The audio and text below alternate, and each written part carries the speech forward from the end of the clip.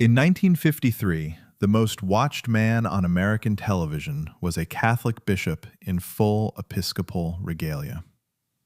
No band, no co-host, no studio audience laughing on cue. Just a man with a chalkboard, a black cassock, and a violet cape, talking about God for half an hour. That same year, the Emmy for Most Outstanding Television Personality went to Bishop Fulton J. Sheen. He beat Lucille Ball. He beat Edward R. Murrow. He beat Jackie Gleason and Arthur Godfrey. When he accepted the award, he thanked his 4 writers and then said, "Matthew, Mark, Luke, and John." That's Fulton Sheen. Sharp, funny, and absolutely unwilling to dilute the faith for prime time. He grew up in El Paso, Illinois, the son of a hardware store owner. He was ordained in 1919. He earned a doctorate at the University of Louvain in Belgium, taught at Catholic University of America for almost a quarter century, and was already a famous radio preacher by the 1930s. The Catholic Hour on NBC reached 4 million listeners every Sunday night. But it was television that turned him into something the church had never had before: a true mass media evangelist. His program was called Life is Worth Living. It ran from 1952 to 1957 on the Dumont Network and then on ABC. 30 million people watched it every week. Catholics, Protestants, Jews, atheists, truck drivers, and college professors.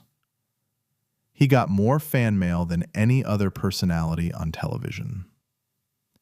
What did he actually do for half an hour? He stood there and explained reality. He took on communism, psychology, marriage, suffering, art, science, atheism, the soul. He drew diagrams on a chalkboard and joked that an angel cleaned it between takes. His secret was that he refused to talk down. He assumed his audience could handle Aristotle and Aquinas if you explained them clearly. He told the truth in plain English. And he was funny. People forget how funny he was. There's a reason Hollywood respected him. He understood timing, the camera, the long pause before the punchline. But behind the showman was a serious priest. Sheen spent a holy hour before the Blessed Sacrament every single day of his priesthood, 60 years without missing one. He believed his power on television came from that hour.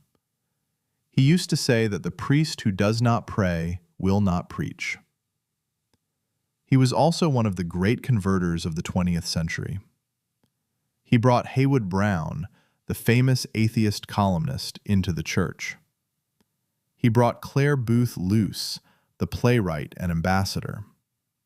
He brought the automobile heir Henry Ford II.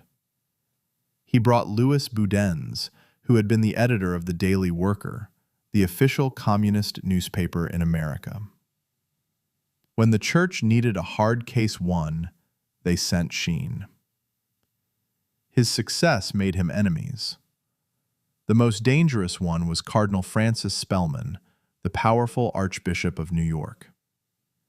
For 16 years, Sheen ran the Society for the Propagation of the Faith, the church's main mission charity in the United States, and he was extraordinarily good at it. He raised tens of millions of dollars for the missions, and he distributed surplus food and supplies that the U.S. government donated to the church for free. In 1957, Spellman decided that some of those donated supplies had passed through the Archdiocese of New York on their way overseas, and he demanded that Sheen's society pay the Archdiocese roughly $1 million for them.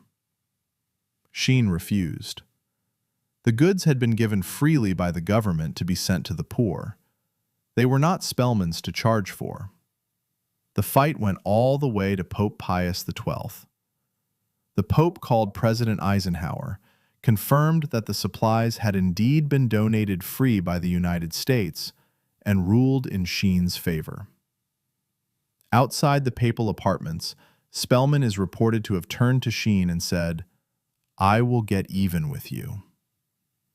Sheen looked back at him and said, "Jealousy is the tribute mediocrity pays to genius." Spellman made good on the threat. Life is Worth Living was not renewed.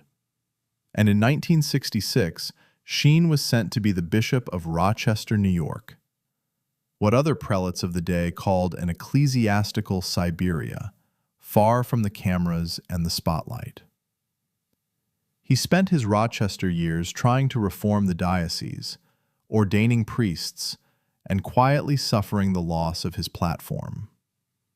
He resigned in 1969 and returned to writing and retreats. In 1979, 2 months before he died, Pope John Paul II visited New York.